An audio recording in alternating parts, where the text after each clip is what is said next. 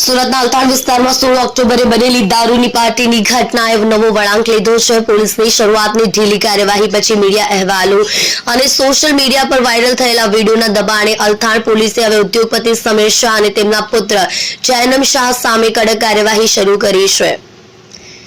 16 ઓક્ટોબરે સમીર શાહના જન્મદિવસની ઉજવણી દરમિયાન ઘટના બની છે।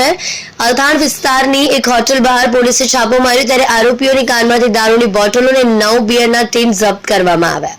દરમિયાન જૈનમ શાહે પોલીસ સબ ઇન્સ્પેક્ટર પર શારીરિક હુમલો કર્યો અને અપમાનજનક ભાષામાં જીભાછોડી પણ કરી। આ ઘટનાનો વિડીયો સોશિયલ મીડિયા પર વાયરલ થયો, જેમાં જૈનમનો આક્રમક વર્તન અને પોલીસની નિષ્ક્રિયતા સ્પષ્ટ દેખાય છે। પ્રાથમિક તપાસમાં જૈનમે બ્રીથ એનાલાઇઝર ટેસ્ટ પાસ ન કર્યો અને તેના બ્લડ અને યુરિનના નમૂના ફોરેન્સિક તપાસ માટે મોકલાયા છે। નોંધનીય છે કે જૈનમની આ બીજી વખત પોલીસ પર હુમલાની ઘટના છે, જેને કારણે આ કેસ વધુ ગંભીર બન્યો છે। શરૂઆતમાં અલથાણ પોલીસે જૈનમ પાસે માત્ર માફીનામું લખાવડાવીને તેને છોડી મૂક્યો હતો, જેની સ્થાનિક લોકો અને મીડિયામાં ટીકા થઈ।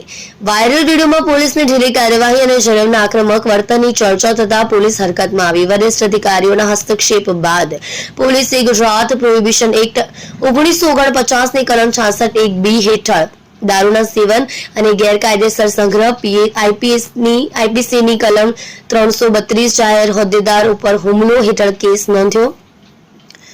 જૈનમની ધરપકડ કરવામાં આવી અને સમીર શાહને પણ સહ આરોપી તરીકે નામ આપવામાં આવ્યું।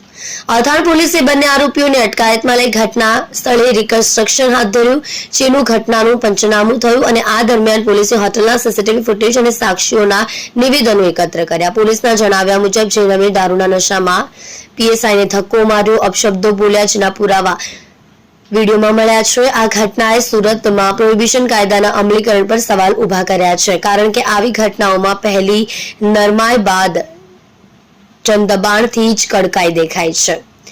આ કેસે સ્થાનિક લોકોમાં ચર્ચા જગાવી છે, કારણ કે સમીર શાહ જાણીતા ઉદ્યોગપતિ છે અને તેમના પરિવારની સામાજિક પ્રતિષ્ઠા ઊંચી છે। જોકે પોલીસે સ્પષ્ટ કર્યું કે કાયદો બધા માટે સરખો છે અને આરોપીઓ માટે પૂર્ણ તપાસ પછી ચાર્જશીટ રજૂ કરાશે।